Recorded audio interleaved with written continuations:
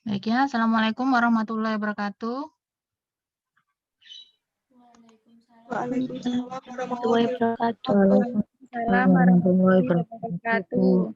Selamat pagi semua. Kali ini kita bertemu kembali dalam kegiatan praktikum percobaan 3 astilasi asam salisilat. Sebelumnya saya ingatkan semuanya sudah mengikuti pretest ya. Tadi ada yang belum ada nilainya, siapa tadi?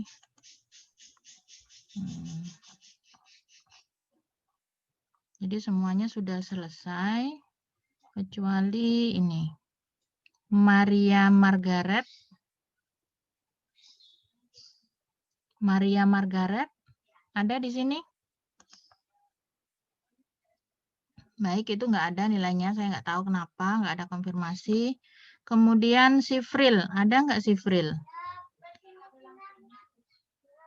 Sifril, Bu, ya. Bu Ika mohon maaf, Maria Margareta sakit, Bu.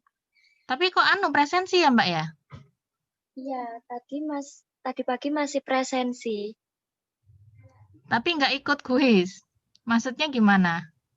Ikut, Sakit Bu, apa? tadi pusing, Bu. Vertigo. Oh, astagfirullah. Ya, makanya itu saya ceknya kalau dia nggak masuk, nggak ngerjakan tuh masih mending ya. Nah ini kok dia presensi tapi nggak ngerjakan pretestnya. Oke, yang Sifril. Sifril kemana? Sifril ini ngerjakan pretest, tapi dia belum presensi. Sifril belum masuk. Ini memang ada 2 ya. Romzi memang pakai 2 gadget. Iya Bu, itu jadi saya pakai handphone dengan pakai laptop karena laptop saya mikrofonnya itu tidak bisa Bu. Laptopnya dipakai untuk share screen Oke. presentasi Bu. Oh, Anda presentasi ya. Oke. Oke Bu. Oke, tolong diberitahu si Sifril ini. Dia juga belum masuk sampai sekarang. Belum isi presensi karena kan sampai jam 9 berapa ini? 9.40. Nanti kalau dia nggak masuk di Zoom juga lewat berarti. Jadi anggap nggak ada juga di sini. Baik, silakan untuk Mbak koordinatornya yang bertanggung jawab sekarang adalah Mbak Rizka. Saya serahkan ke Mbak Rizka untuk dipimpin. Baik, Mbak Ibu, Rizka. terima kasih. Selamat pagi. Apa kelas A sudah lengkap semua?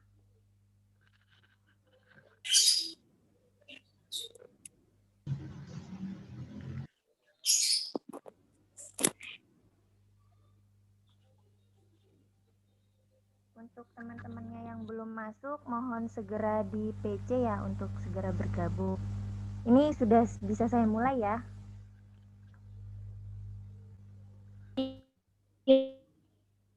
Iya, Mbak. Oke, sebelum diskusi hari ini dimulai, kemarin kan sudah diumumkan ya bahwa setiap kelompok itu wajib memberikan minimal 1 pertanyaan. Kami juga berharap ini nggak setiap praktikan, beberapa praktikan juga itu nggak wajib juga aktif dalam memberikan feedback, karena hal tersebut berkaitan dengan nilai aktivitas kalian masing-masing.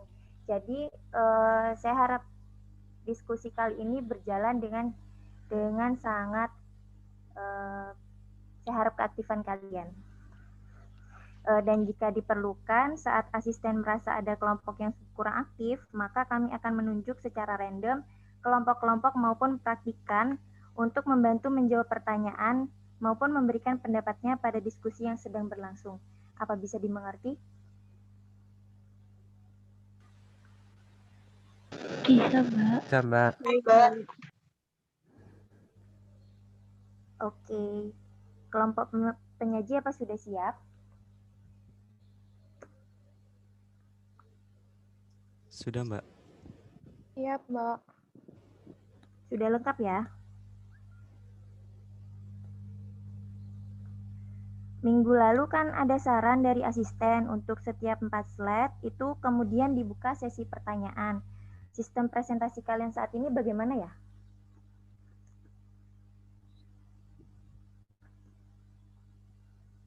Tapi itu sudah ada banyak pertanyaan, Mbak, di YouTube-nya. Oh, berarti tetap kayak sebelumnya presentasi sampai keseluruhan kemudian dibuka tanya jawab ya? Iya, gitu aja, Mbak. Oke. Nanti juga setiap praktikan yang mau memberikan pertanyaan maupun feedbacknya, tolong sebutkan kelompoknya terlebih dahulu, kemudian nama NIM-nya ya. Terima kasih, silakan penyaji.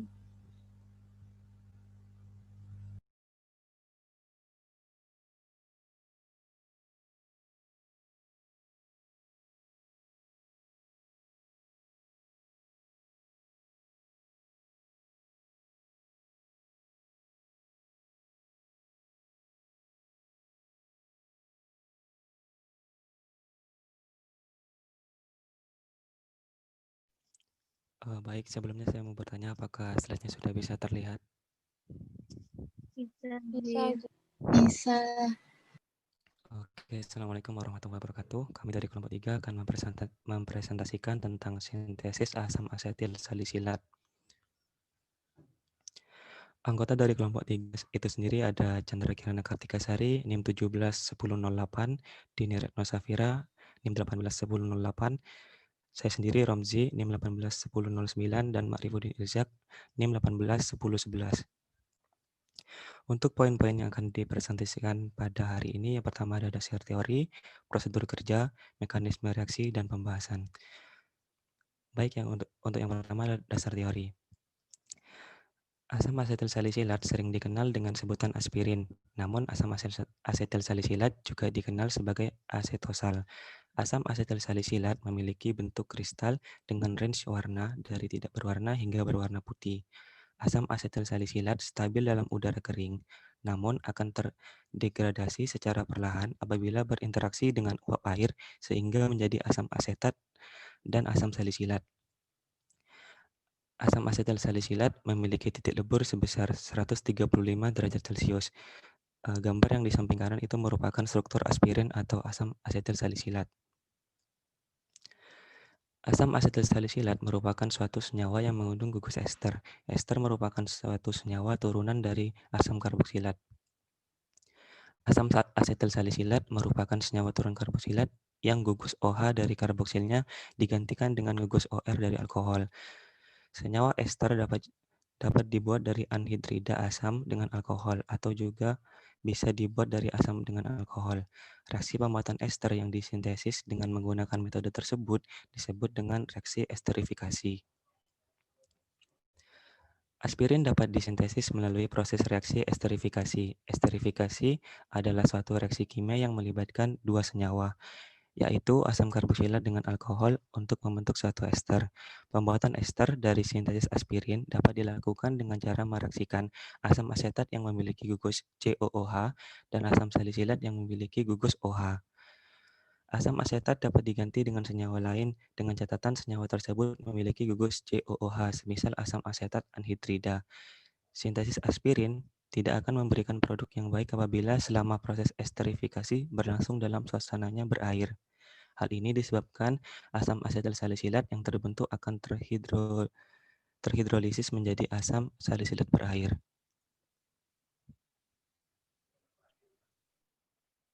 Prosedur kerja pada percobaan ketiga yaitu asam salisilat sebanyak 10 gram dan 15 gram atau 14 ml asam asetat anhidrat dimasukkan ke dalam labu alas bulat 250 ml.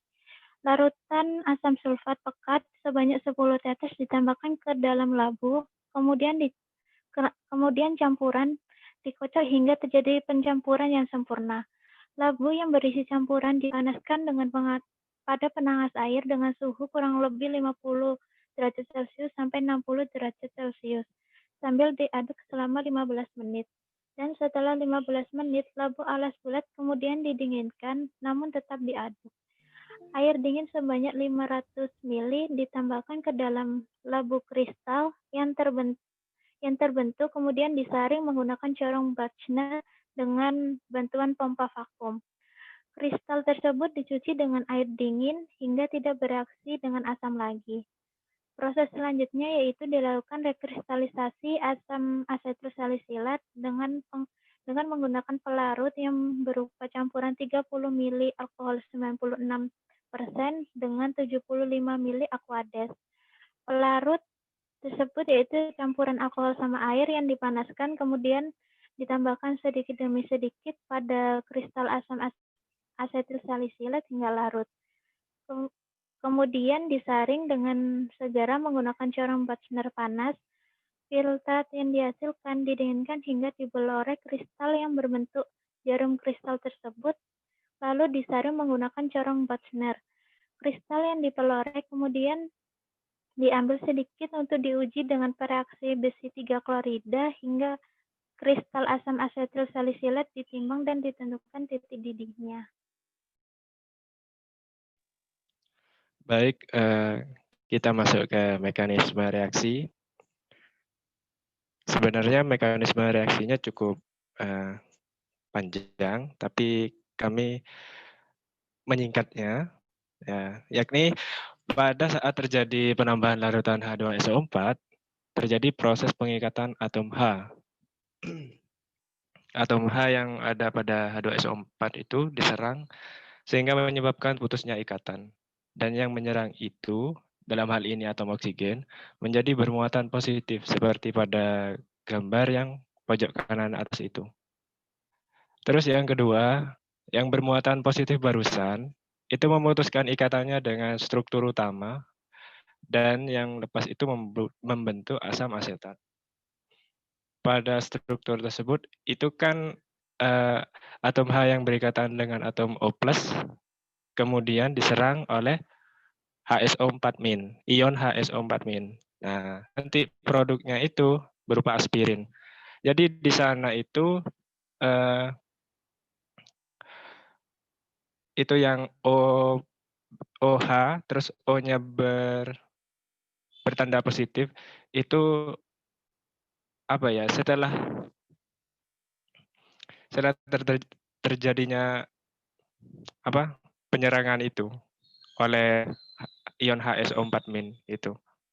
Ini nanti hasilnya berupa aspirin.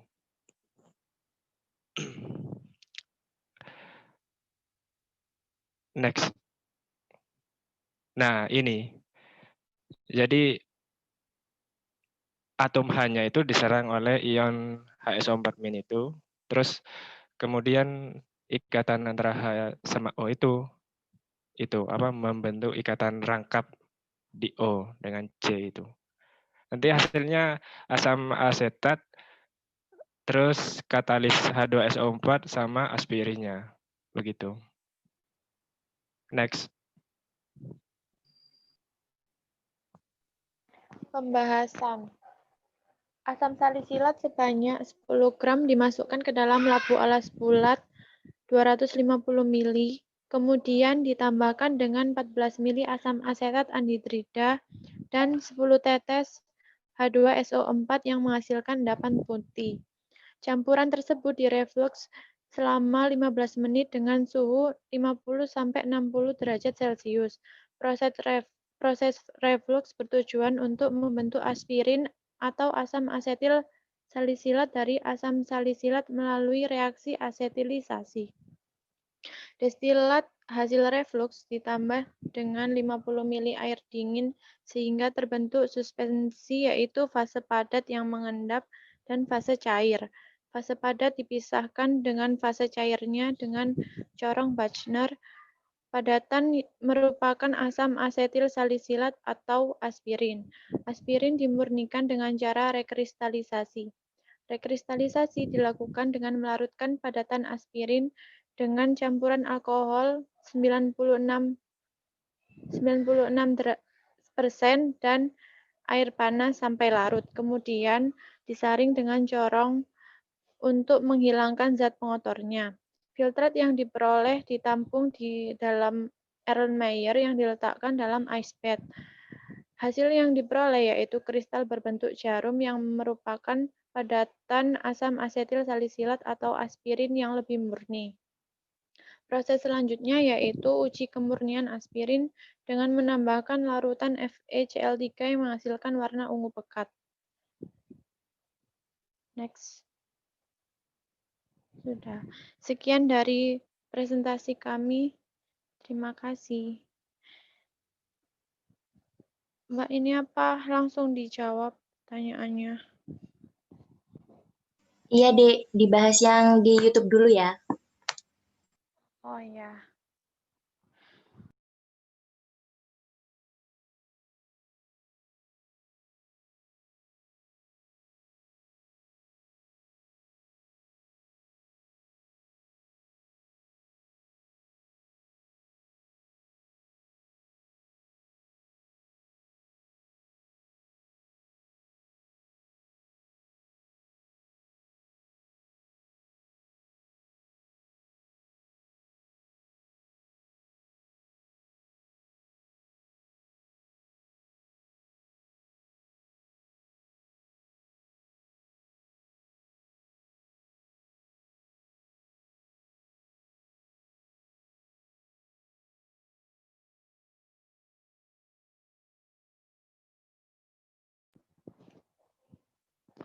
Saya izin menjawab pertanyaan dari Elinia Fitri Romaita. Mengapa setelah ditetesi oleh reagen FeCl yang terbentuk larutan berwarna ungu? Jelaskan hasil yang diperoleh tersebut dan mengapa hal tersebut terjadi. Penggunaan FeCl berfungsi untuk menguji kemurnian aspirin. Hasil yang diperoleh ketika uji FeCl itu menghasilkan warna ungu pekat yang menandakan bahwa aspirin itu masih terdapat asam salisilat yang belum bereaksi membentuk aspirin, sehingga aspirin yang dihasilkan itu belum benar-benar murni. Aspirin yang benar-benar murni itu akan menghasilkan warna ungu, coklat, kekuningan jika diuji dengan FeCl3. Bagaimana, Elin? Apakah ada feedback? Iya, cukup Dini. Makasih. Ya, sama-sama. Dek, maaf motong. Sebelum menyebutkan namanya, minta tolong kelompoknya dulu ya, biar asisten bisa membeda-bedakan penilaiannya. Terima kasih. Oh iya, Mbak. Elinia itu kelompok 1. Elinia kelompok 1, NIM 3. Kelompok 1. Oke, lanjut.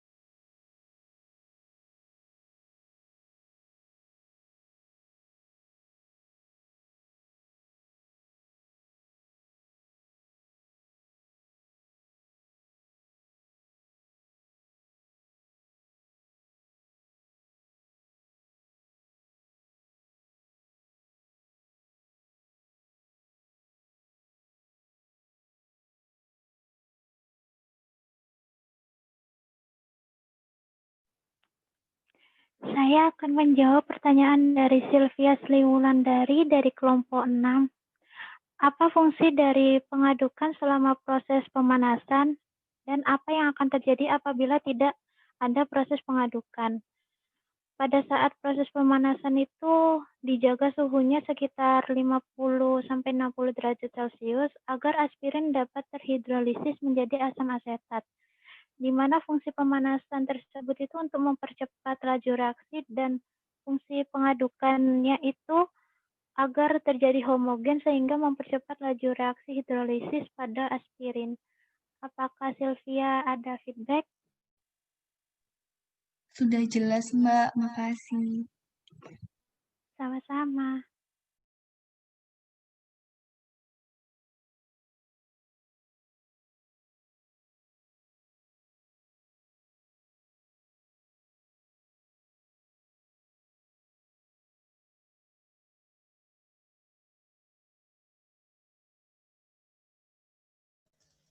Baik, saya akan menjawab pertanyaan dari Rizkia Eka, kelompok 2, NIM 181007.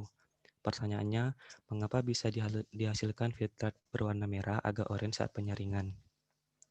Padahal sebelum disaring, warna larutan agak keruh, bukan berwarna merah. Jelaskan proses dari perubahan yang terjadi tersebut.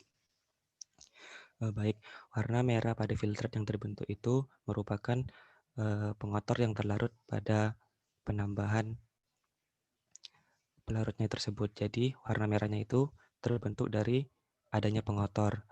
Nah, pengotornya itu bisa berupa asam salisilat yang memiliki warna kuning hingga merah. Bagaimana Rizka? Apakah ada feedback?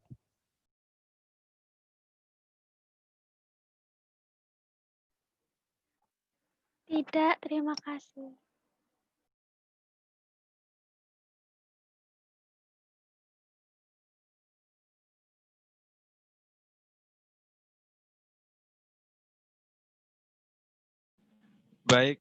Baik, saya akan suara saya bisa terdengar?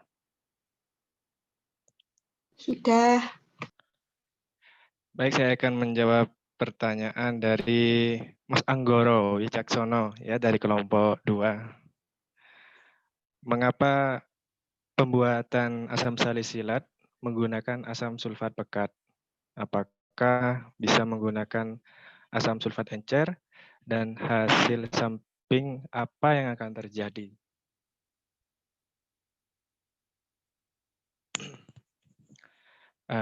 Fungsi asam sulfat di sini kan sebagai katalisator, di mana asam sulfat ini menyumbangkan protonnya, yakni H+.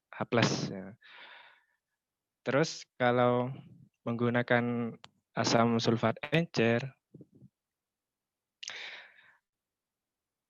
akan memberi produk yang tidak baik, karena selama proses esterifikasi berlangsung dalam suasana berair.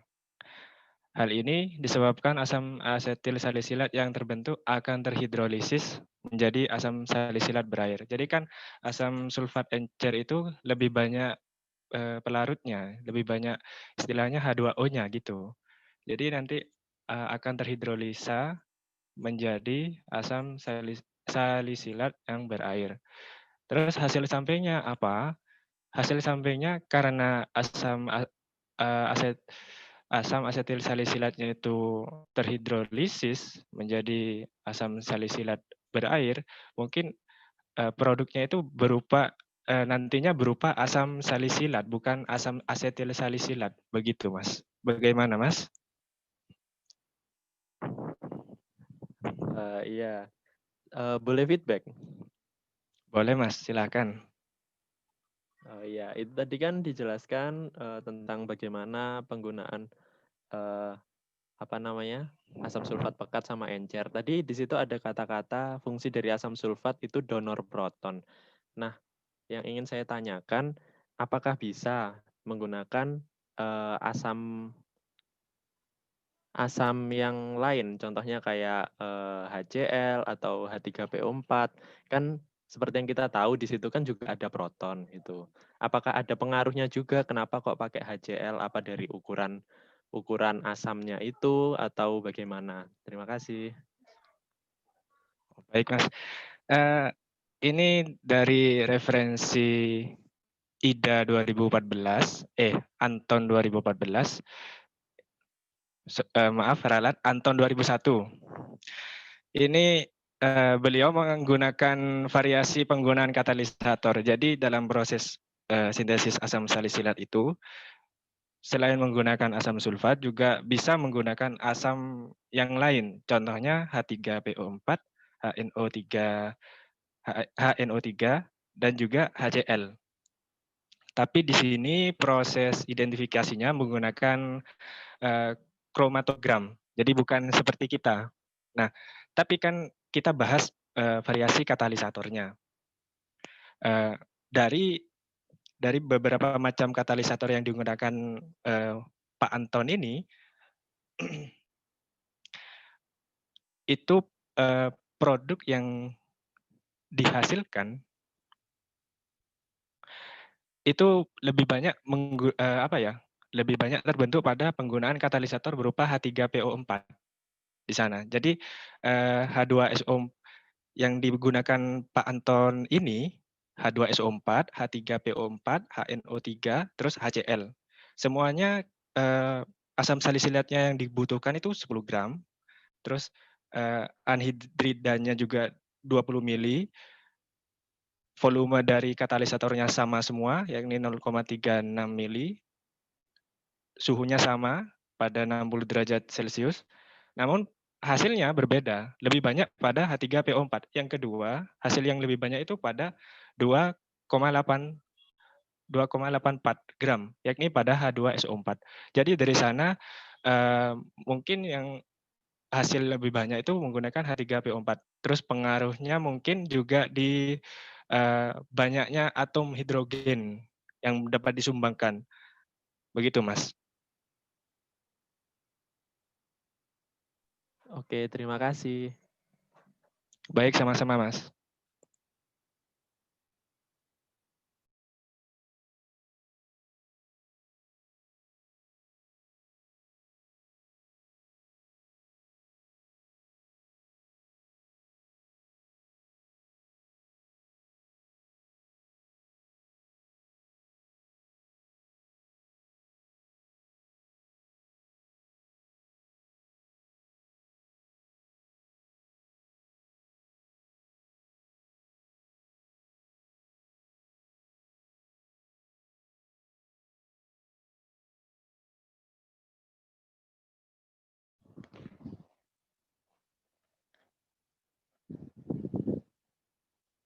Izin menjawab pertanyaannya Armala Vidianti, NIM 2 dari kelompok 1.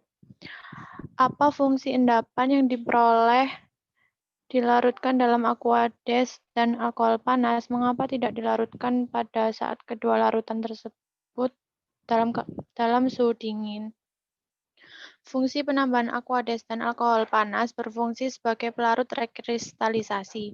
Pemilihan pelarut yang baik untuk rekristalisasi adalah yang dapat melarutkan saat kondisi panas, namun tidak dapat melarutkan saat kondisi dingin, sehingga saat suhunya kembali normal, proses rekristalisasi dapat terjadi.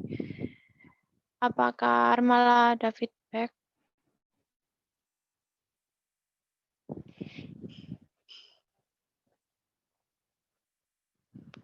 Armala? Oh iya. Makasih Malah.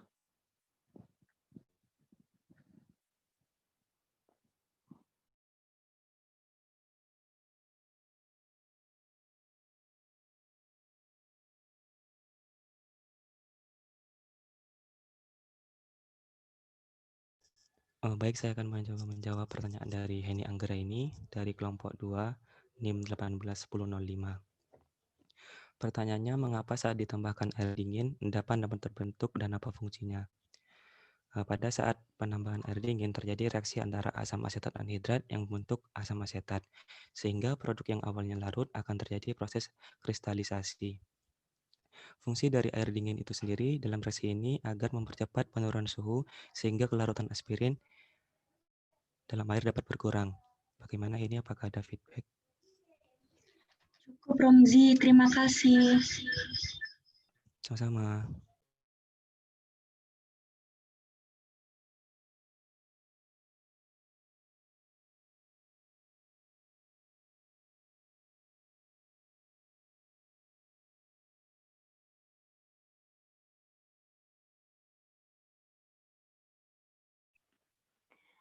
Saya ingin menjawab pertanyaan dari Dinda Intan Saputri dari kelompok 7.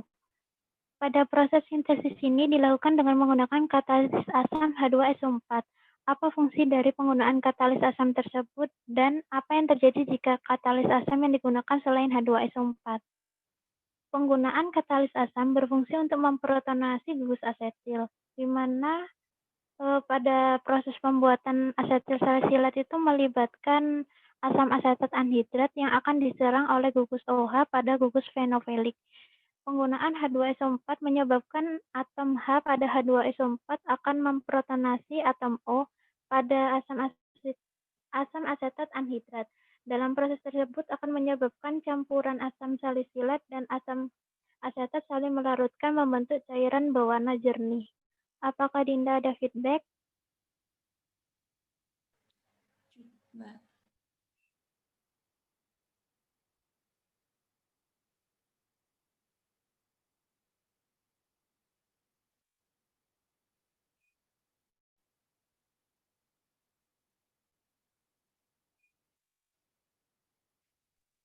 Mau menjawab yang punya Faiza. Faiza dari kelompok 2. Mengapa proses rekristalisasi menggunakan campuran alkohol dan aqueous dan bagaimana perbandingan volume yang digunakan? Apakah dapat mempengaruhi hasil rekristalisasi? Penggunaan pelarut air dan alkohol dikarenakan asam asetil salisilat akan larut dalam alkohol. Jadi kita membayangkan itu asam asetil salisilatnya itu berikatan dengan alkohol, sedangkan pengotornya itu dilepas gitu. Lalu pengotor yang dilepas itu kemudian ada air yang mengikatnya, seperti itu. Terus apakah ada pengaruh hasil rekristalisasi perbandingan volumenya kalau misalkan begini kita bisa melakukan variasi perbandingan volume antara etanol dan aqueous. Tapi dari pernyataan yang sebelumnya, kalau misalkan lebih banyak airnya, maka asam asetil salisilatnya tidak banyak terlarut. Jadi zat pengotornya juga tidak banyak yang dilepas. Alhasil airnya itu mengikat sedikit pengotor. Itu kalau airnya terlalu banyak. Lalu kalau misalkan etanolnya yang terlalu banyak, sama etanolnya terlalu banyak, itu nanti akan melarutkan semua akan bereaksi semua dengan molekul asam asetil salisilatnya. Jadi semua zat pengotornya itu dilepas. Namun karena volume air yang sedikit, nah air yang sedikit itu cuma bisa mengikat zat pengotor yang sesuai dengan volumenya, yaitu sedikit juga nanti yang terikat. Begitu. Gimana Faiza?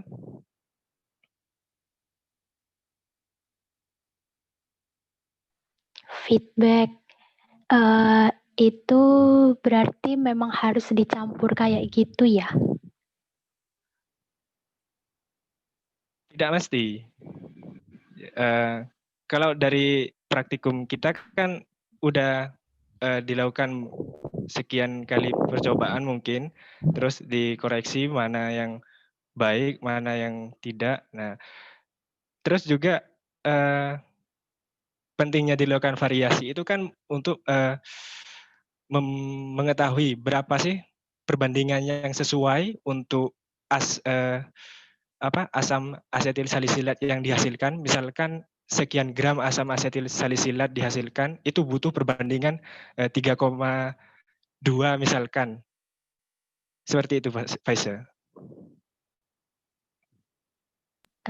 Feedback.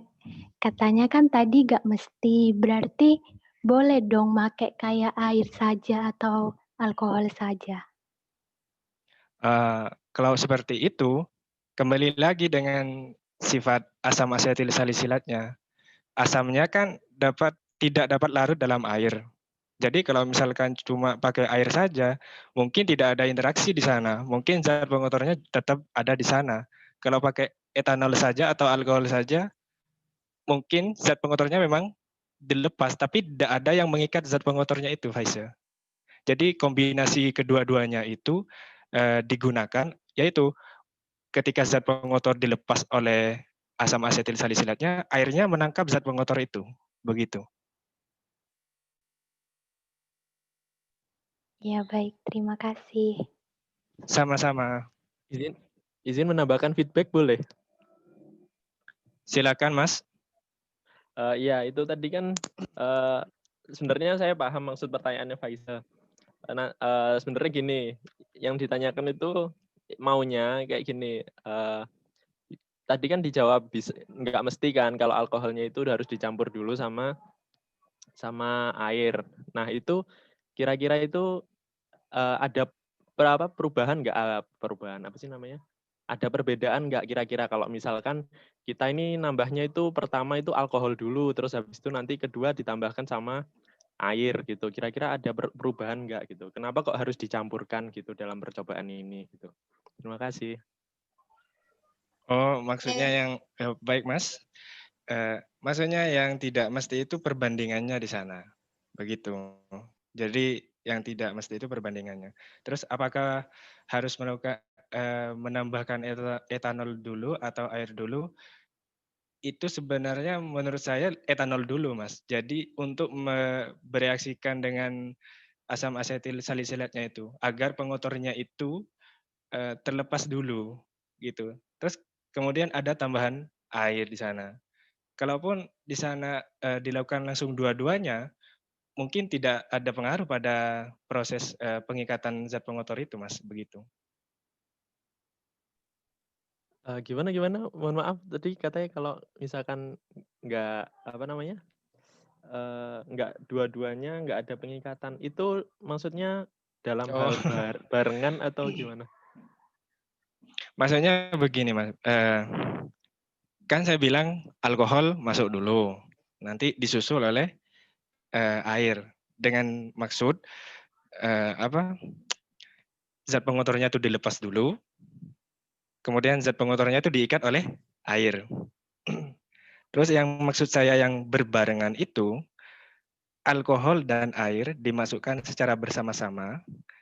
Nah, nanti hasilnya itu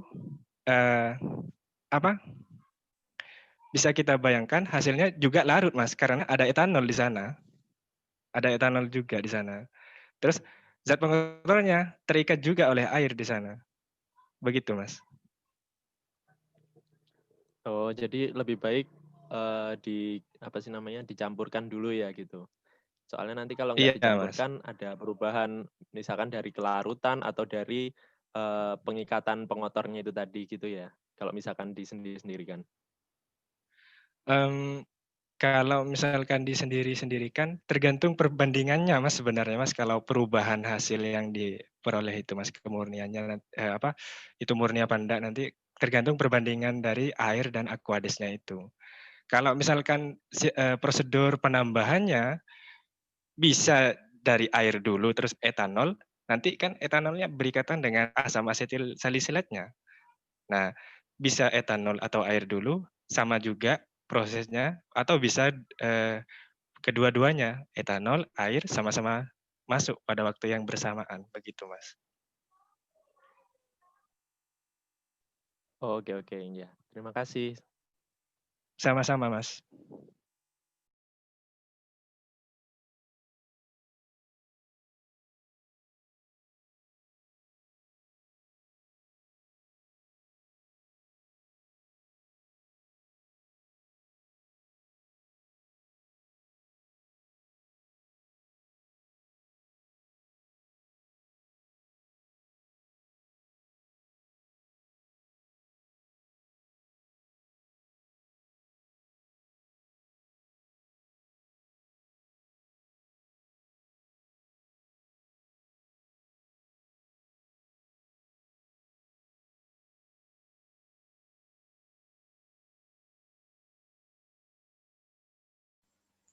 Dek, apa pertanyaan yang di YouTube sudah dijawab semua ya?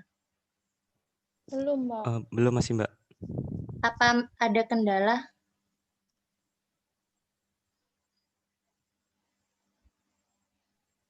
Sebentar, Mbak, masih diskusi. Oke. Baik, saya akan coba menjawab pertanyaan dari Ziana.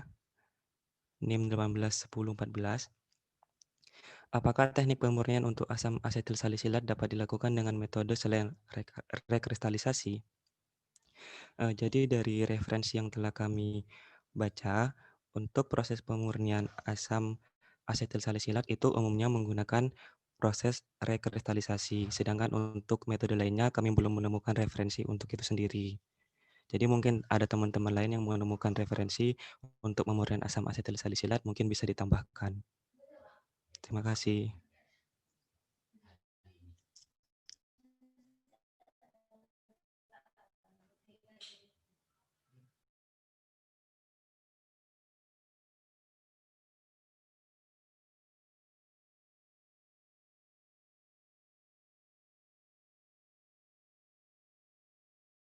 Oh iya, bagaimana untuk Zizi? Apakah ada feedback, Zizi? Cukup, Ji. Terima kasih. Sama-sama.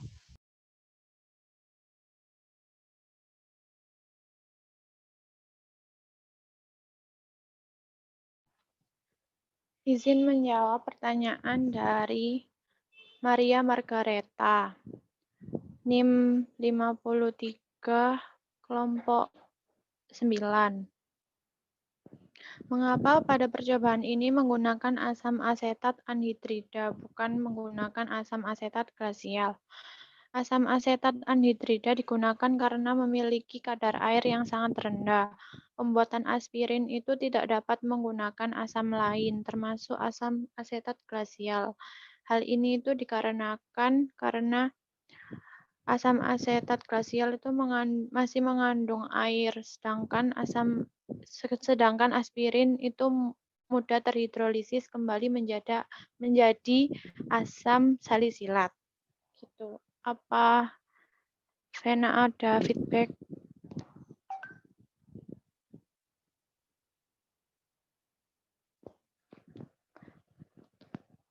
Vena.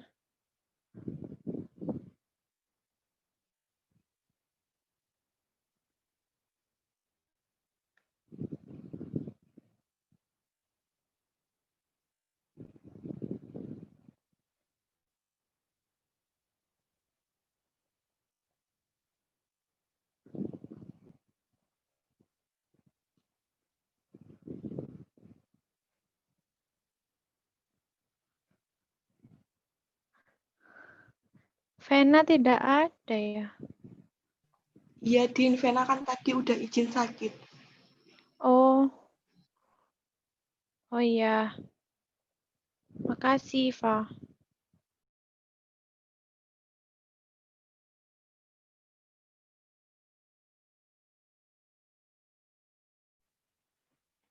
Izin menjawab pertanyaan dari Amira, NIM 181042 dari kelompok 9.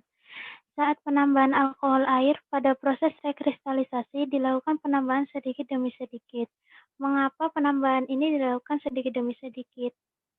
Penambahan alkohol air dilakukan sedikit demi sedikit agar zat pengotornya itu dapat larut dengan sempurna dan menghindari terjadinya letupan pada saat reaksi antara campuran dengan asam salisilat. Penambahan dari alkohol sama air itu berfungsi untuk mempengaruhi pembentukan kristal pada asetil salisilatnya, Dek. Apakah ada feedback? Baik, Mbak. Cukup. Terima kasih. Sama-sama.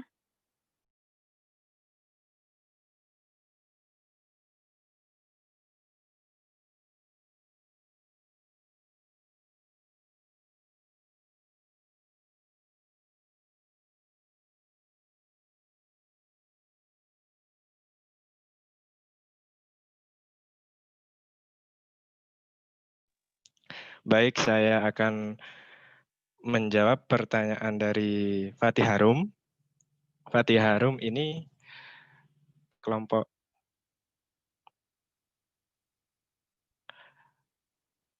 Kelompok 8.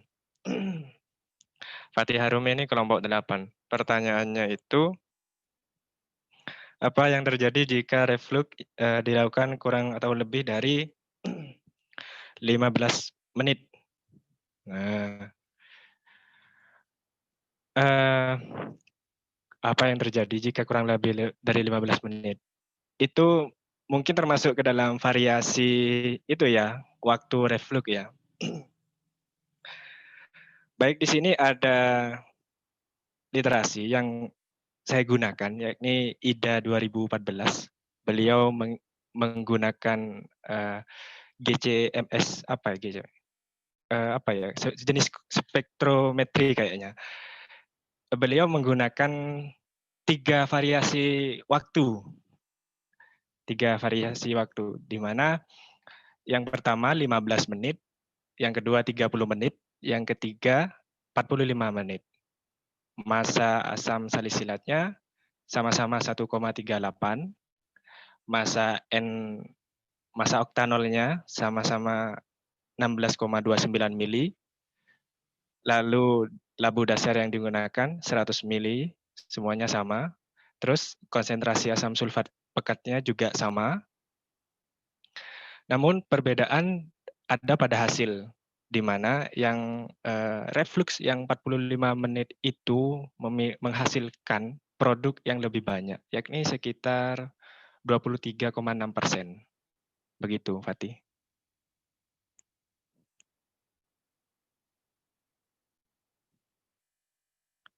Fatih?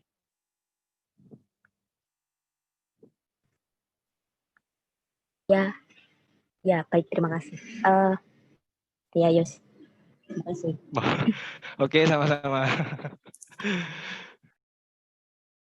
Pertanyaan yang kedua belum? Pertanyaan kedua, saya tak lihat. Fatih Harum. Oh, ini. Mengapa larutan setelah proses reflux menjadi warnanya kecoklatan? Menurut saya itu memang dari warnanya itu sendiri, memang kayaknya ya, yang warna merah Ini, kecoklatan itu. saya mau nambahin yang pertanyaannya Fatih itu. Campuran asam salisilat, asam asetat anhidrat, dan asam sulfat itu kan digunakan untuk mereaksikan atau mengubah salisilat menjadi aspirin. Nah, aspirin itu nanti akan menguap sebagai senyawa murni yang kemudian didinginkan pada kondensor dan terbentuk cairan kembali. Nah, cairan itu yang warna orange itu adalah aspirin. Gimana, Fatih?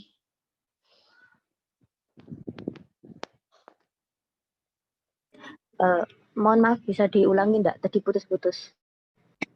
Yang dini. Ya, itu kan campuran asam salisilat, asam asetat anhidrat, dan asam sulfat itu kan digunakan untuk mereaksikan atau mengubah asam salisilat menjadi aspirin. Nah, aspirin itu nanti akan menguap sebagai senyawa murni yang kemudian didinginkan pada kondensor dan terbentuk cairan kembali. Nah, cairan orange itu yang dihasilkan itu adalah aspirinnya. Gimana? Oke, terima kasih. Ya, sama-sama.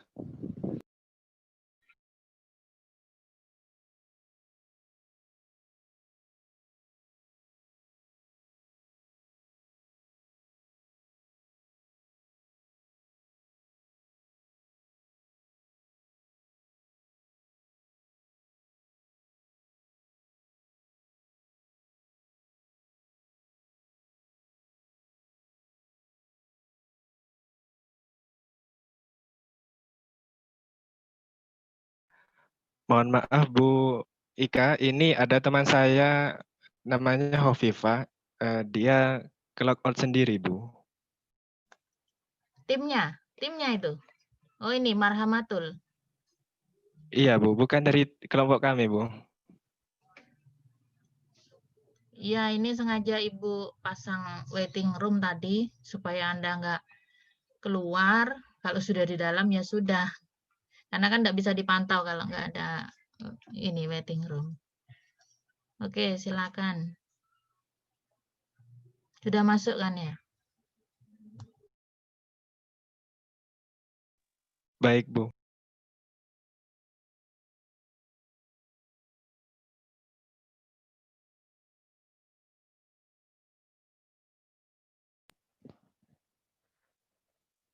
Izin menjawab pertanyaannya Sabella yang terbaru, yang kedua itu.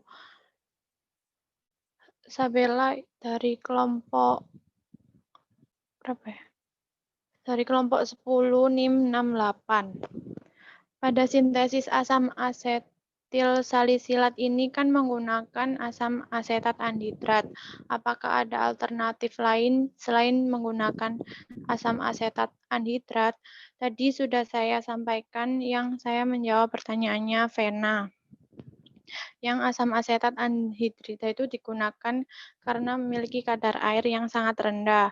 Pembuatan aspirin itu tidak dapat menggunakan asam lain termasuk asam asetat glasial. Hal ini karena asam asetat glasial masih mengandung air, sedangkan aspirin mudah terhidrolisis kembali menjadi asam salisilat. Pertanyaan yang selanjutnya itu, lalu untuk pengujian asam asetat anhidrat selain menggunakan FeCl, apa bisa menggunakan penguji lain yang mungkin saja memiliki tingkat keakuratan yang lebih baik? Nah, uji kemurnian aspirin itu bisa dilakukan dengan menambahkan reagen metil merah, NaHCO3, dan tembaga 2 asetat. Uji positif dengan NaHCO3 ini ditandai dengan terbentuknya gelembung gas. Nah, untuk keakuratannya sendiri itu lebih akurat menggunakan FeCl3 karena dia bisa mengidentifikasi dua-duanya gitu, adanya perubahan warna yang nanti itu yang warna ungu pekat itu kan masih ada asam salisilatnya, jadi itu belum murni, jadi itu kayak lebih akurat gitu daripada reagen yang lain. Gimana, Sabella?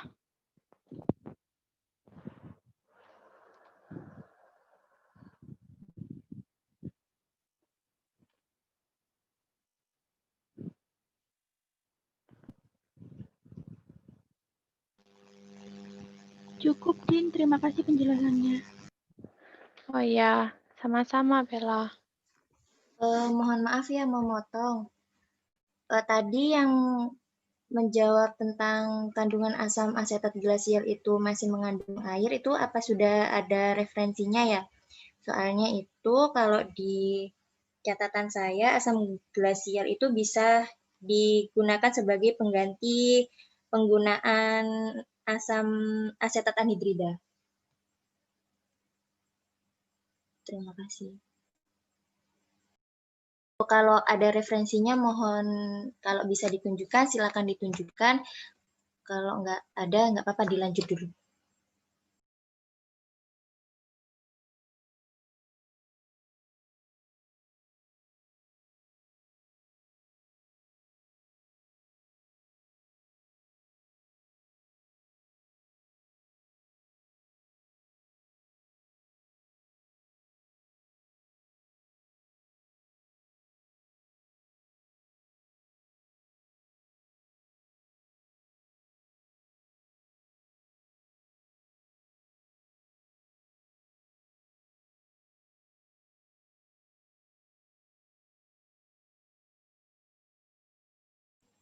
Silakan, Dek.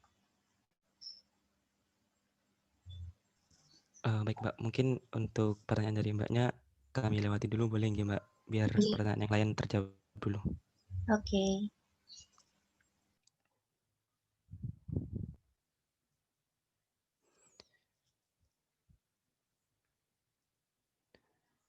Baik, saya akan menjawab pertanyaan dari Salsabila Safa, NIM 181013 kelompok 4. Apakah pengaruh yang terjadi jika alkohol 96% yang digunakan diganti menjadi alkohol 70%? Manakah yang lebih bagus hasilnya menggunakan alkohol 96% atau alkohol 7%? Nah, jadi menurut kelompok kami, rekristalisasi ini sendiri menggunakan pelarut yang sesuai berdasarkan kepolaran masing-masing senyawanya. Jadi apabila alkohol yang digunakan diturunkan, tetapi tidak mengubah kepolaran dari alkohol itu sendiri. Aspek yang mungkin membedakan yaitu adalah volume alkohol atau air yang tadi sudah dibahas sebelumnya. Bagaimana Salsa, apakah ada feedback? Kalau yang itu cukup terus, lebih bagus yang 96 atau 70 itu tergantung atau gimana? Nah, tadi kan pelarut untuk rekristalisasi kan dilihat dari kepolarannya. Jadi kalau semisal emang diturunkan itu tidak mempengaruhi, ya maka tidak ada perbedaan. Tapi jika memang diturunkan terdapat perubahan pada sifat kepolarannya, mungkin dapat menghasilkan hasil yang berbeda. Nah, untuk manakah yang lebih baik itu kami belum menemukan referensinya.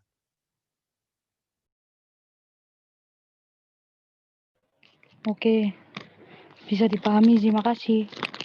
Sama-sama. Saya mau salah satu anggota dari kelompok 5 membantu menjawab barusan ya, mana yang lebih bagus, alkohol 96% atau yang 70 itu. Terima kasih. Silakan kelompok 5.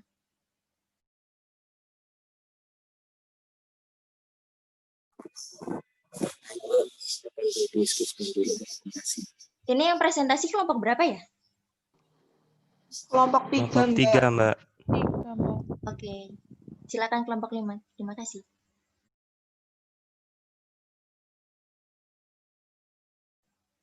Mungkin kalau semisal kelompok 5 belum siap menjawab, silakan yang presentasi menjawab pertanyaan yang lain. Saya tunggu yang respon dari kelompok 5. Ya Mbak, siap Mbak.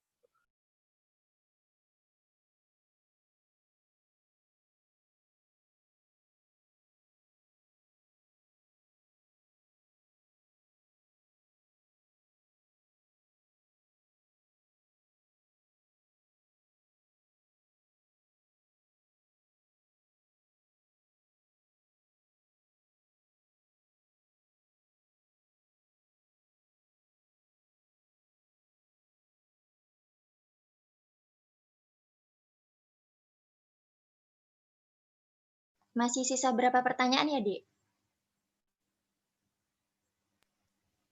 Kalau dari yang di YouTube sepertinya sudah sisa 1, Mbak. Oke, silakan Ditambah dilanjut. pertanyaan dari Mbaknya tadi itu. Oke.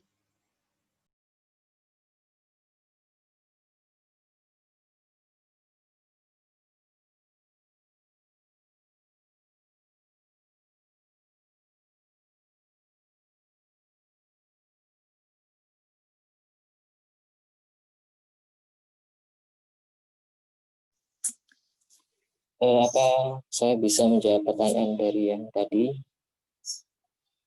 Saya dari Sifril dari kelompok 5. Boleh dipersilahkan. Ya, terima kasih. Mungkin saya membantu sepemahaman saya saja ya. Tadi pertanyaannya untuk alkohol 90% dan 70% mana yang lebih bagus? Kalau pemahaman saya di sini kan berhubungan sama konsentrasinya ya. Nah, untuk konsentrasi kan banyaknya molekul alkohol tersebut di dalam batang tersebutnya. Semakin banyak molekul yang ada, semakin banyak juga nanti yang akan bereaksi. Tapi perlu dipertimbangkan juga untuk kandungan pelarutnya, apakah nanti berefek pada reaksi yang terjadi, apakah reaksi tersebut harus berjalan tanpa kandungan air yang terlalu banyak atau bagaimana. Mungkin belum ada dari kelompok 5 yang menemukan referensi tersebut. Mungkin dari teman-teman yang lain ada yang mau menambahkan. Terima kasih.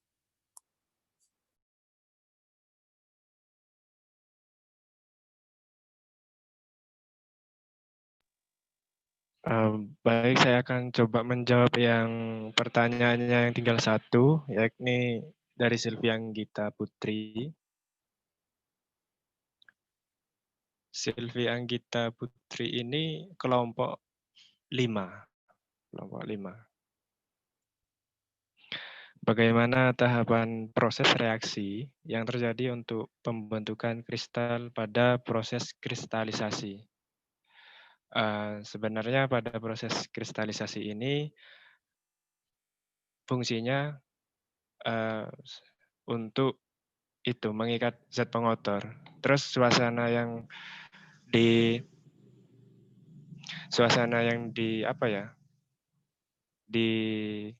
dipakai itu suasana panas gitu. Jadi mekanismenya itu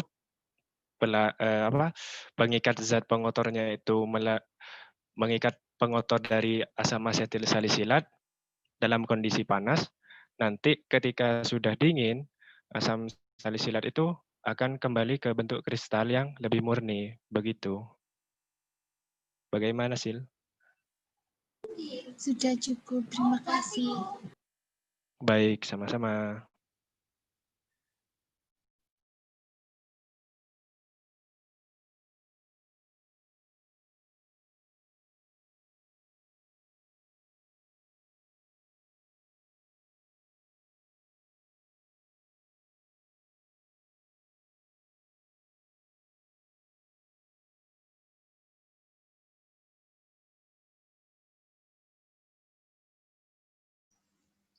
Ini pertanyaannya sudah dijawab semua ya?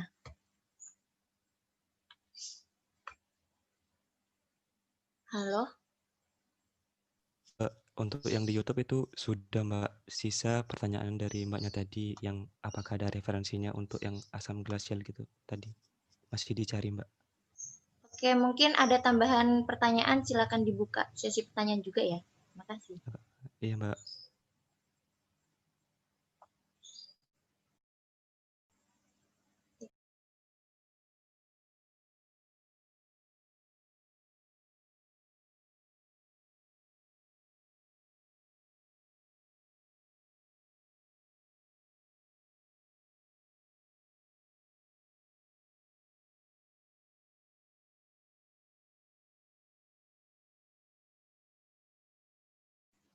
Silakan Dek Sifril.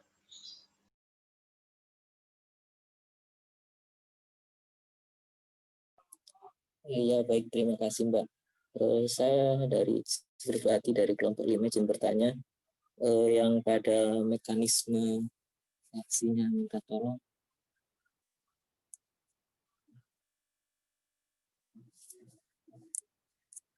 tolong buat bisa digeser buat yang mekanisme reaksi.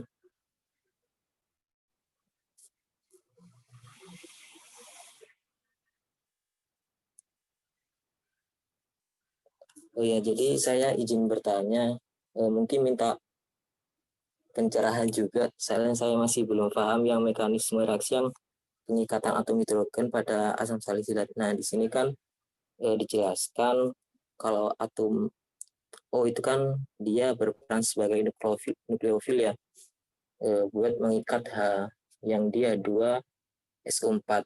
Nah, dari atom O yang lain, kenapa kok yang berikatan itu atom O yang ada di gambar tersebut, sedangkan di sana kan ada banyak atom O juga. Apakah dari teman-teman ada yang bisa menjelaskan? Terima kasih.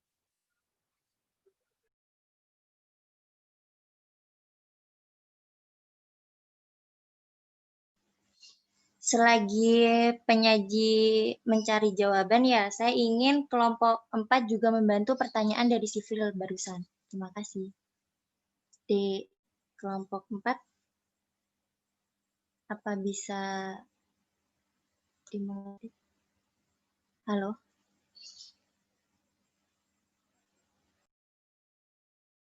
Mohon maaf Bu Ika, Rizkia Eka, Zoom-nya kelokat Bu, soalnya di rumahnya mati lampu, jadi mau join lagi tapi belum di ACC sama Bu Ika. Terima kasih Bu.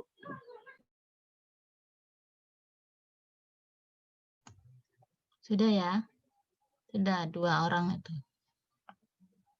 Baik, Bu. Terima kasih. Oh iya Mbak, tadi maaf ada yang kelupaan satu. Pertanyaannya Nur Anissa Sari belum kejawab. Oke, silakan. Ini pertanyaan dari Nur Anissa Sari, kelompok 1, NIM 4.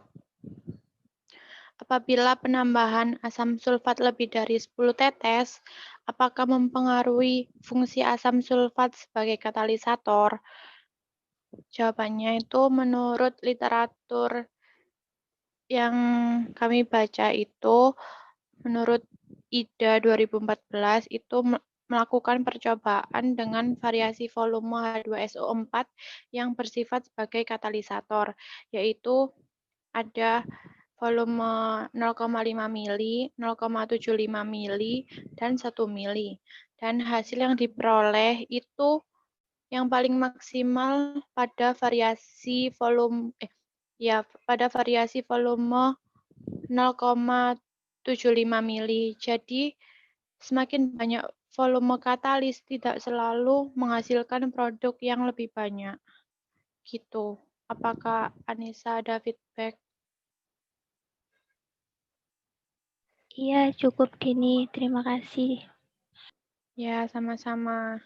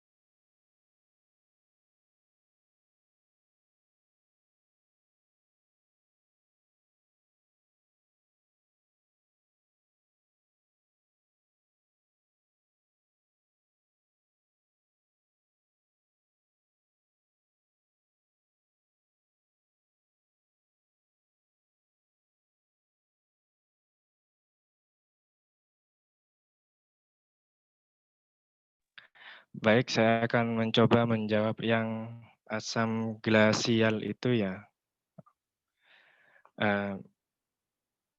Aspirin juga dapat disintesa dengan menggunakan asam glasial apabila asam salisilat itu sangat asam asetat anhidrida itu susah ditemukan.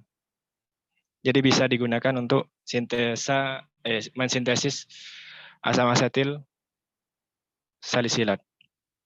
Terus katalis yang digunakan itu bisa menggunakan H3PO4. Namun katalis ini tidak terlalu berefek gitu, tidak terlalu berefek sehingga perlu dilakukan pemanasan dalam proses sintesisnya. Begitu. Baik, berarti nanti ada perbaikan jawaban di pertanyaan yang tadi ya. Baik, Iya, Mbak. Oke. Ada yang sifril sudah bisa jawab? Untuk yang sifril masih didiskusikan, Mbak. Untuk kelompok 4 mohon direspon ya. Masih didiskusikan juga. Pertanyaannya itu juga masih didiskusikan, Mbak. Kelompok 4 ini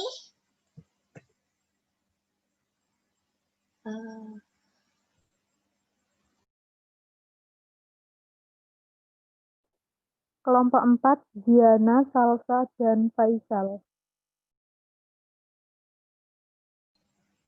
tapi mereka hadir kan? Iya Mbak, ini saya Ziana dari kelompok 4. Oh iya, Dek. Silakan.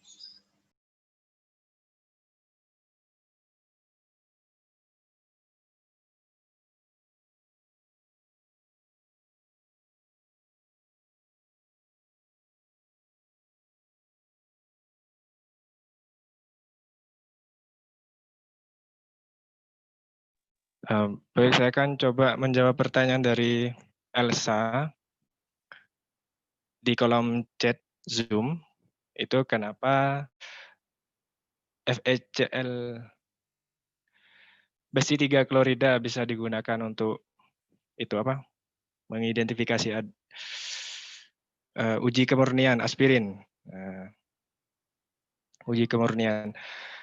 Sebenarnya FeCl3 itu digunakan sebagai uji kemurnian karena FeCl3 memberikan warna yang spesifik begitu. Memberikan warna yang spesifik. Jadi kalau misalkan aspirin itu saja yang terkandung, maka warnanya akan berwarna ungu begitu. Terus kalau misalkan ada campuran lainnya, misalkan masih ada zat pengotornya, bisa jadi ada warna ungu kehitaman atau warna ungu yang sedikit kekuningan seperti itu. Bagaimana, El? Iya, sudah jelas. Terima kasih. Baik, sama-sama. Mohon maaf sebelumnya mau nge-feedback pertanyaannya Elsa. Apakah boleh? Baik, silakan. Apakah ada reagen lain selain FeCl3 yang dapat digunakan untuk uji kemurnian? Baik, saya akan jawab langsung ya. Selain FeCl3 yang digunakan sebagai uji kemurnian, itu ada juga reagen lain, indikator lain ya, seperti metil merah, natrium bikarbonat, dan tembaga 2 asetat. Gitu. Pada indikator yang menggunakan natrium bikarbonat itu ditandai dengan adanya gelembung-gelembung gas begitu. Terus untuk yang tembaga 2 asetat itu ditandai dengan senyawa kompleks berwarna hijau. Namun untuk yang metil merah ini kami belum menemukan hasilnya bagaimana. Seperti itu, Iva. Mau feedback lagi. Kan tadi kan katanya kalau memakai FeCl3 lebih mudah ya untuk itu spesifikkan pemberian warna untuk apakah mengandung aspirin atau tidak. Tapi kan tadi waktu memakai reagen natrium itu juga membentuk senyawa kompleks endapan hijau, kan itu juga dapat digunakan untuk mendeteksi aspirin. Kenapa kok yang dipilih FeCl3 bukan yang natrium itu? Terima kasih. Oh baik. Sebenarnya penggunaan indikator ini juga melihat ketersediaan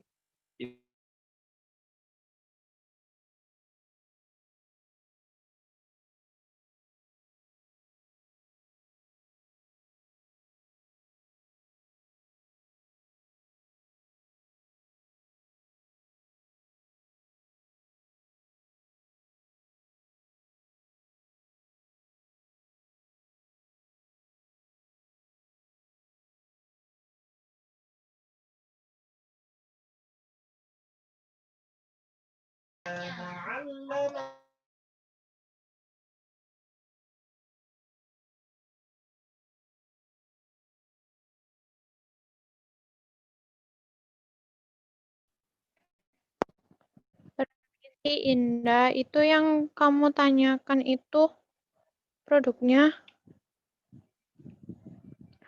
aspirin. Selain aspirin ada asam asetat. Asam asetat atau asam asetil salisilat? Maksudnya kamu? Coba lihat di slide itu. Nah, itu kan dihasilkan produknya kan selain asam asetil salisilat kan ada CH3COO-nya, CH3COO-nya juga. Oh, bukan ya? Maaf, itu maksudnya yang produk-produk selain asam asetil salisilatnya itu nanti waktu pemisahannya tuh gimana? Apa larut di pengotornya atau gimana? Oke, saya coba langsung jawab ya, Dah. Jadi produknya itu ada asam asetil salisilat dan ada asam salisilat. Nah, asam salisilat ini itu pengotor yang dilarutkan oleh air tadi yang dijelaskan oleh Irzak. Jadi pengotornya itu larut oleh air, sedangkan asetil salisilatnya larut oleh etanol yang tadi sudah dijelaskan oleh Irzak. Begitu. Ya, sudah cukup. Terima kasih. Sama-sama.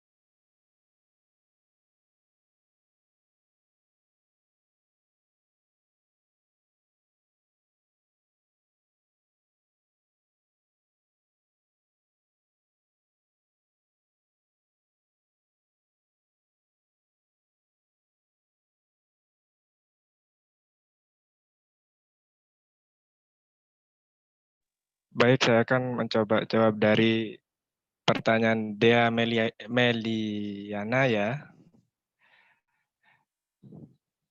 Dea Melinia, ini dari kelompok 8.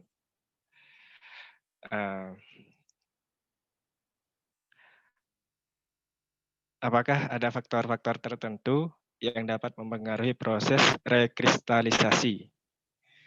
Misalkan terhadap bentuk kristal yang diperoleh atau kecepatan rekristalisasinya.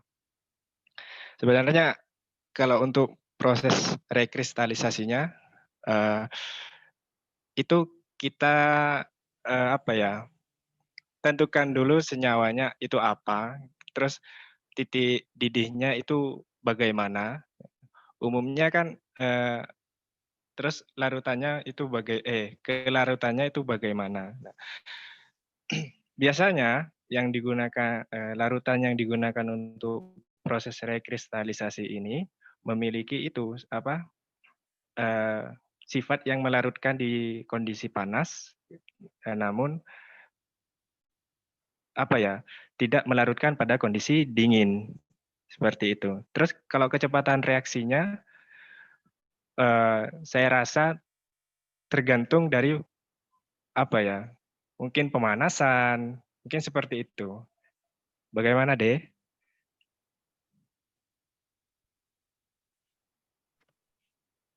Berarti nggak ada faktor spesifik tertentu ya, misalnya harus dilakukan pada keadaan seperti apa begitu.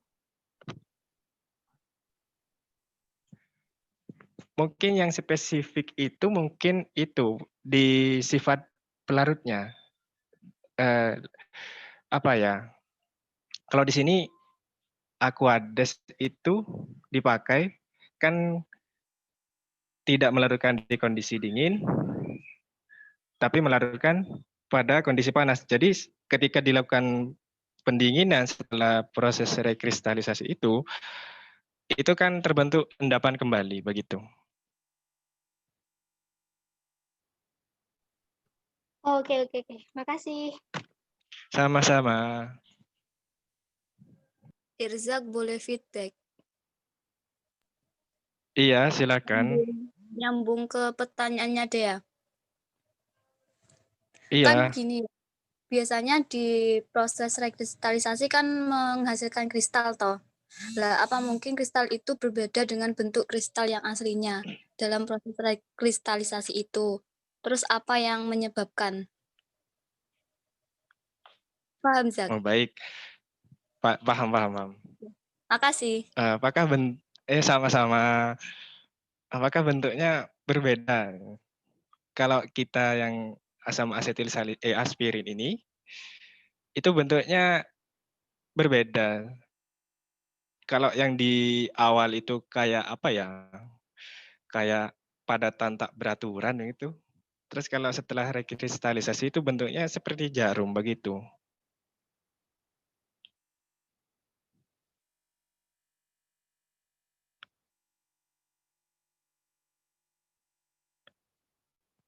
Bagaimana?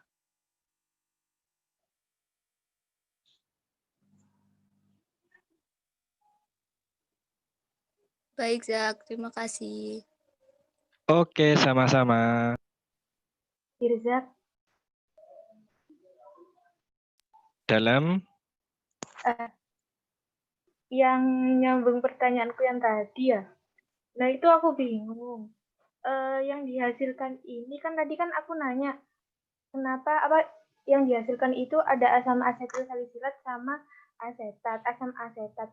Nah, tapi di slide sebelumnya. Nah, di sini kan ada CH3COOH. Tahu Zak, yang pojok kanan bawah. Iya. Nah, tapi yang slide selanjutnya itu kok berubah, jadi aku bingung.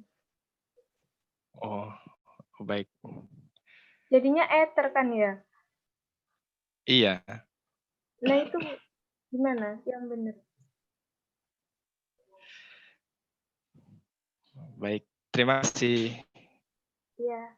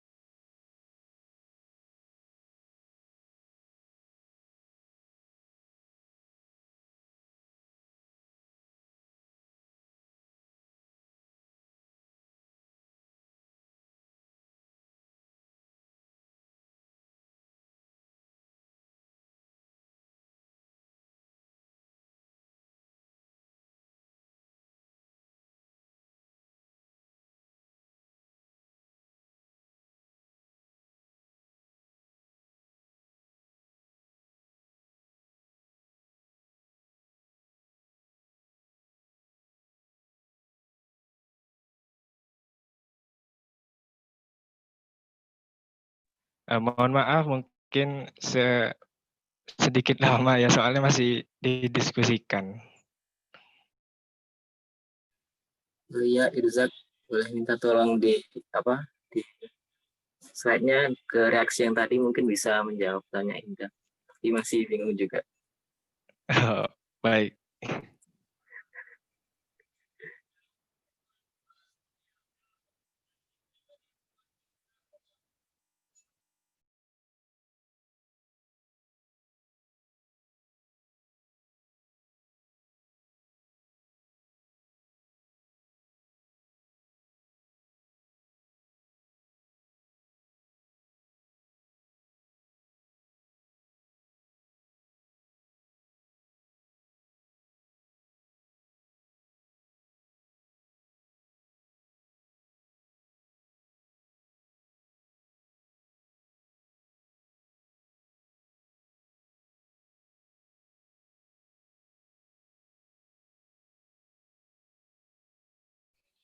Mohon maaf, kelompok 3. Apa bisa ya ditampilin mekanisme reaksi lengkapnya gitu saat asam salisilat berikatan dengan anhidrida asetat gitu. Jadi mungkin bisa mempermudah jawaban yang sifril.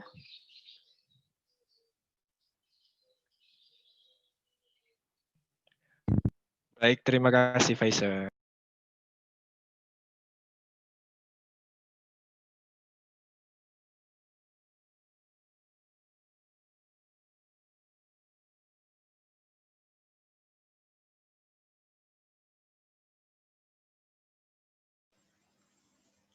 Ini pertanyaannya tinggal punya Sifril ya?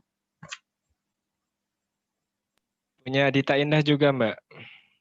Yang Dita yang mana pertanyaannya? Apa belum bisa dijawab? Yang Dita Indah itu pertanyaannya itu, Mbak.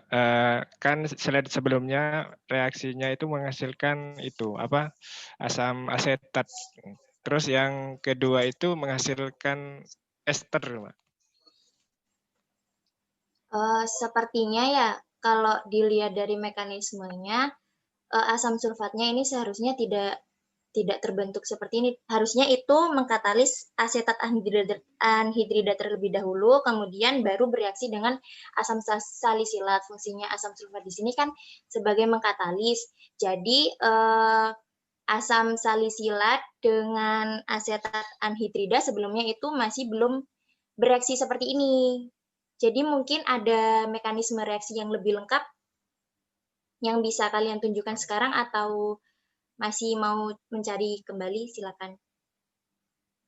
Baik, Mbak, Baik, saya coba tampilkan mekanisme reaksi di jurnal saya, apakah boleh, Mbak?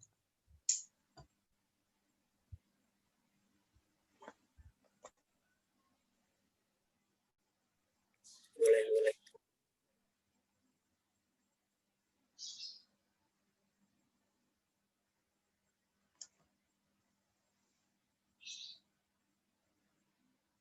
Ini mau ganti itu ya, mekanismenya? Oh, oke. Nah, ya itu, Mbak. Nah, ini kan tadi sudah berbeda sama yang ada di slide ya. Yang di slide sepertinya itu kalian langsung rangkap ke yang 3. Harusnya itu dari awal dulu, fungsinya yang H2SO4 itu bagaimana, terus kemudian yang memprotonasinya itu bagaimana, silakan.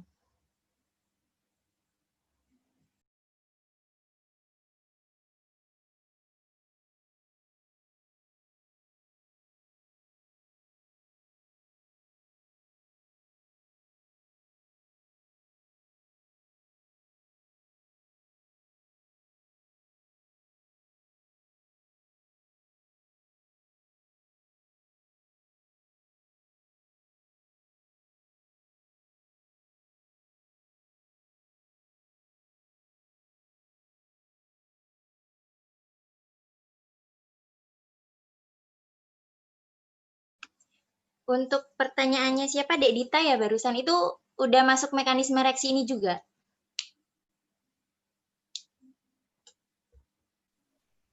Yang di bawah, Mbak. Masih. Tapi masuk di lembar ini juga kan? Iya. Iya, silakan. Apa sudah ada yang bisa menjawab? Kelompok 4 mungkin kok nggak ada ya? Atau mungkin kelompok yang lain juga diskusi bareng-bareng tentang mekanisme yang ada di slide ini ya.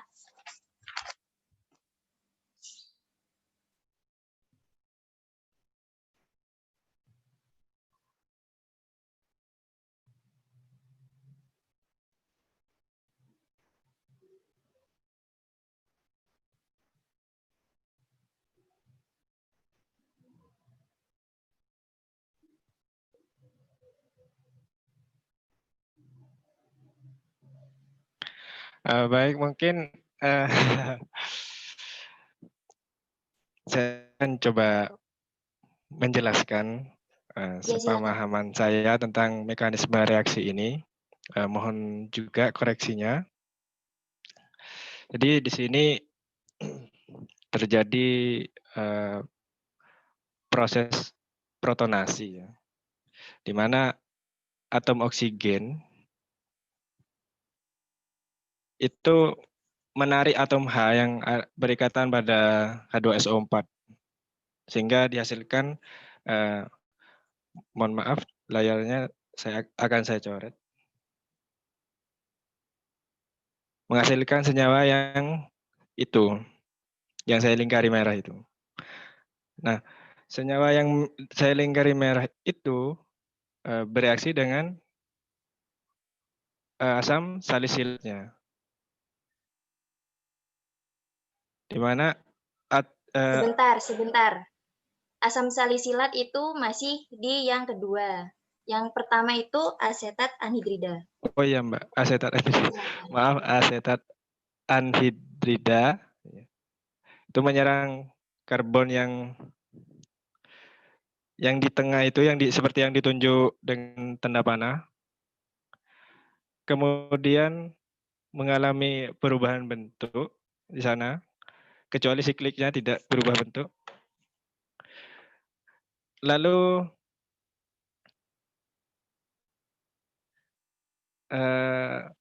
atom H yang di sini itu ditarik oleh ion HSO4-. Terus karena atom H-nya ditarik, ikatannya kan protonnya sudah keluar. Jadi muatan pada O-nya itu kembali normal. Seperti yang saya lingkari ini. Kemudian atom O yang di bawah ini menyerang atom H. Nah ini alasannya ini masih saya belum pahami kenapa atom O di sana. Padahal sebelumnya kan yang sebelah kiri itu malah melepas, yang sebelah kanan malah menarik. Itu belum saya pahami. Sehingga terbentuk atom O yang bermuatan positif, yang pojok kiri bawah itu.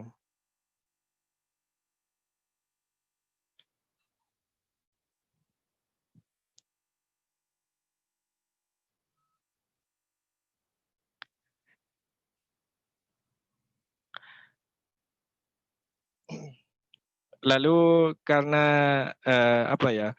atom O itu menjadi bermuatan positif karena kelebihan proton, itu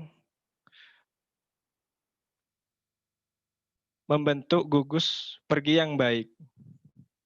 Jadi gugus pergi yang baik itu di sini ialah senyawa asam asetat. Terbentuklah itu asam salisilatnya itu.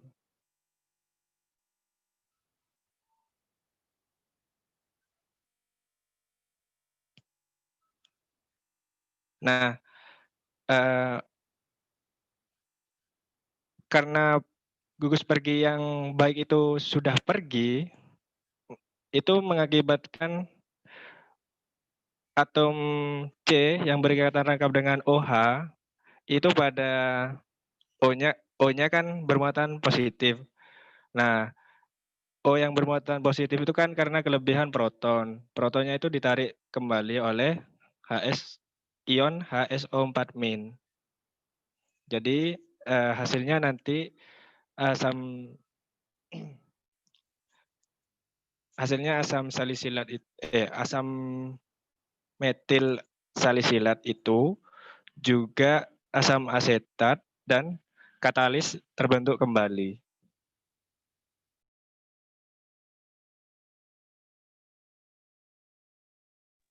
Mungkin itu sudah mewakili pertanyaannya Dita Indah.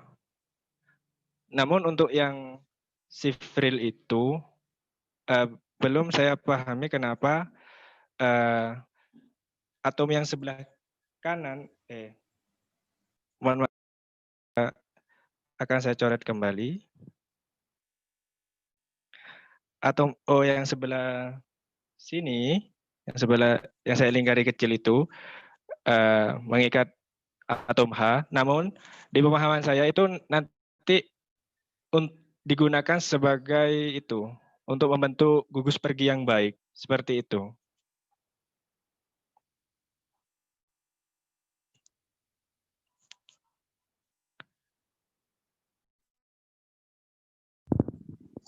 Mbak, saya Oke, izin menjawab pertanyaannya si April. siapa ini? Ziana ya? Iya, Mbak. Oh ya, silakan. Kan tadi pertanyaannya si April itu, bentar, Mbak.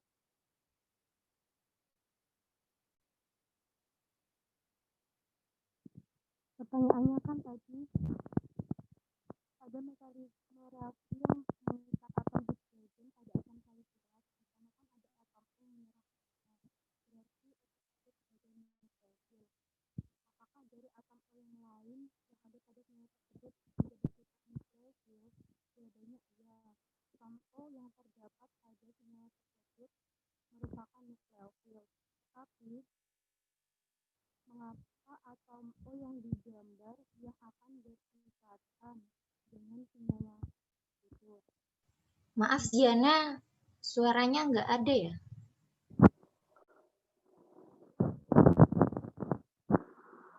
Apakah bisa terdengar suara saya, Mbak? Ya, silakan. Kan pertanyaannya, apakah atom O yang lain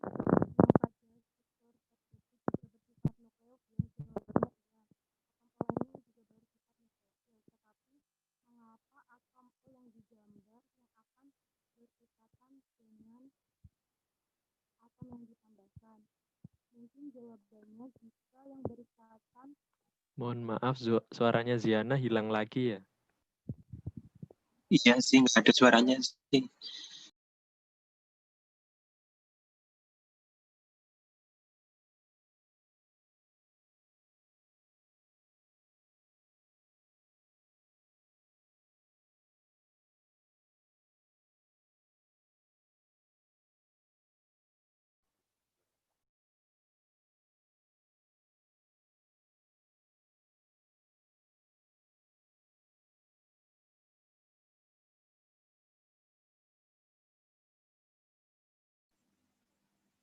Halo, Ziana. Mohon waktunya ya, saya ingin menjelaskan yang mekanisme reaksinya. Yang pertama itu kan dari atas asam sulfatnya itu, halo? Iya. Sebentar, kok Ya, Zoom-nya Mbak. hilang ya? Zoom-nya hilang ya, Dik? Masih di saya, Sebentar. Mbak. Cuma saya geser ke atas tadi, soalnya katanya Mbaknya mau jelaskan dari atas. Iya, sebentar. Ini Iya, Zoom Mbak. di saya hilang. Oh, jadi itu kan kenapa kok bisa yang itu yang diserang? Kan yang pertama dari yang paling atas itu kan ada anhidrida asetat. Asetat anhidrat. Nah, itu dikatalis oleh asam sulfat yang asamnya itu asam kuat. Nah, asam kuat ini nanti akan memprotonasi, mendonorkan proton kepada asetat anhidrat sehingga ikatan pada asetat anhidrat itu nanti terbuka dan di O-nya akan kelebihan proton. Maka yang O yang kelebihan proton ini akan semakin reaktif dan mengikat asam salisilat yang di apa itu namanya di gugus OH-nya. Nah, setelah berikatan di gugus OH-nya sampai sini apa bisa dianu ya? Sudah gambarnya mengikuti kan? Iya, Mbak. Nah, sudah. Setelah mereka berikatan dari asetat anhidrida yang sudah diprotonasi sama asam sulfat, itu kan nanti berikatan dengan asam salisilatnya. Nah, setelah berikatan nanti O yang di asam salisilat itu, yang tadinya gugus OH, kan nanti kelebihan proton. Nah, kelebihan proton itu nanti akan diikat kembali oleh yang ion SO4-nya itu. Kenapa kok O yang itu? Karena O-nya itu sudah menjadi kelebihan proton, jadi akan diikat oleh yang kekurangan proton begitu, Dek. Tadi yang di slide-nya itu kalian nggak menampilkan O plus-nya, jadi kalian masih bingung kenapa itu di sana kok bisa mengikat O yang itu, karena yang O yang di sana kelebihan proton. Apa bisa diikuti penjelasannya?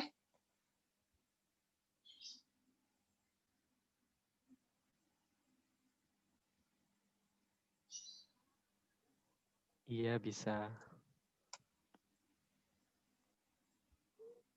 Oke, silakan Ziana kalau mau menambahkan.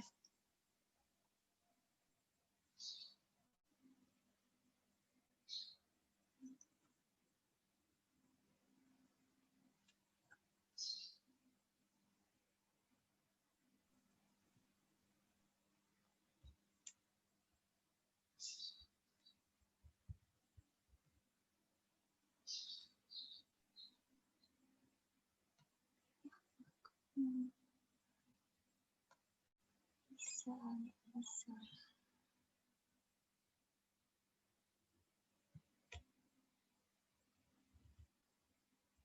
Baik, gimana, Dek?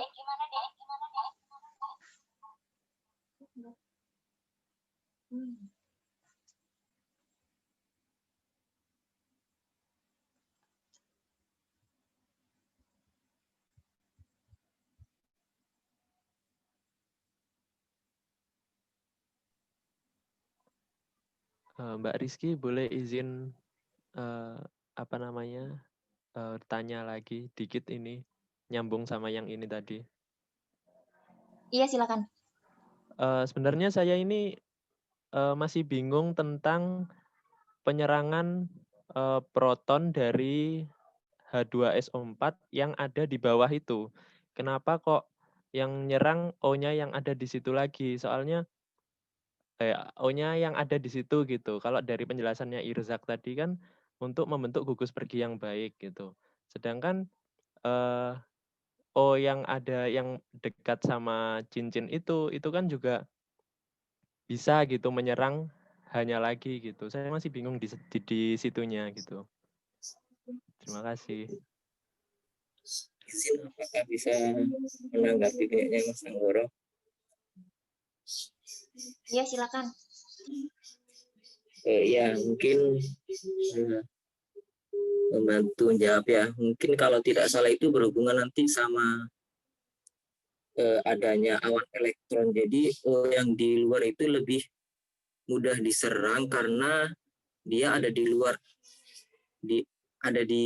ya. Jadi awan elektronnya itu tidak terlalu banyak sehingga itu bisa berikatan dengan H gitu. Kalau yang O yang di sampingnya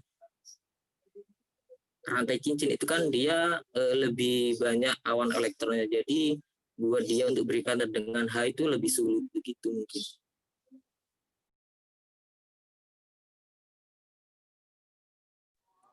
Halo, cek penambahan, Dek. Bisa dengar suara saya? Iya, bisa, Mbak. Nah, ya. Ya, pembahasan untuk penyerangan dalam reaksi ini, kalian bisa baca lagi, ini berkaitan dengan kekuatan nukleofil dari senyawa oksida. Dari senyawa, dari senyawa oksigen. Jadi kalian bisa pahami di situ kenapa O-nya yang menyerang, kenapa bukan O yang ini. Jadi kalian baca lagi ya. Baik, saya ingin klarifikasi, Mbak. Sebenarnya tadi saya bilang gugus pergi yang baik itu hanya hanya perkiraan saya saja gitu, hanya sepemahaman saya saja. Sebenarnya saya belum mengerti betul kok bisa seperti itu. Terus Mbaknya sudah menyarankan untuk mempelajari itu. Terima kasih, Mbak. Iya. Baik, sudah clear berarti ya untuk penyerangan O ini, kenapa pakai yang O yang ini, kenapa pakai O yang itu. Kalian cek lagi, sama-sama cek lagi, biar nggak sesat lebih jauh mengenai kekuatan nukleofil ya. Baik, Mbak. Ya, terima kasih. Terima kasih, Mbak. Baik, apa sudah selesai diskusinya? Sudah, Mbak. Sudah, Mbak. Ini apa sudah bisa saya cukupkan ya? Cukup, Mbak. Iya, bisa, Mbak. Oke, saran tambahan, ada saran dari saya. Ini kan tadi kalian saat menjawab pertanyaan itu kan sebelum praktikum ini sudah ada 10 pertanyaan itu kan? 10 pertanyaan itu kan sudah disetor ke kalian 1 hari sebelum praktikum dimulai. Iya, Mbak. Nah, kalau bisa saran dari asisten, itu bisa kalian ketik langsung di presentasi kalian, di PPT kalian, di slide terakhir itu ketikkan pertanyaan-pertanyaannya. Dan kalau bisa, tambahkan juga reaksi atau gambar yang bisa mendukung langsung, kalian tinggal enak ngejelasinnya begitu. Kelompok selanjutnya, kelompok 4 kan. Semoga didengar. Saran dari asisten. Apa bisa dimengerti ya? Mengerti, Mbak. Mengerti, Mbak. Jadi untuk selanjutnya, kalau jawab pertanyaan, jangan cuma menjawab saja, tapi juga menunjukkan gambar maupun reaksinya. Padahal itu kan sudah disarankan oleh Bu Ika minggu lalu ya. Tetapi yang di praktikum kali ini masih belum dilaksanakan. Oh iya, Oke, mohon maaf. ya nggak apa-apa. Kami rasa diskusi kali ini sudah terlaksana dengan lancar. Mudah-mudahan materi yang disampaikan dapat bermanfaat untuk kita semua. Saya cukupkan diskusi hari ini. Assalamualaikum warahmatullahi wabarakatuh. Waalaikumsalam. Waalaikumsalam warahmatullahi wabarakatuh. Terima kasih, Mbak.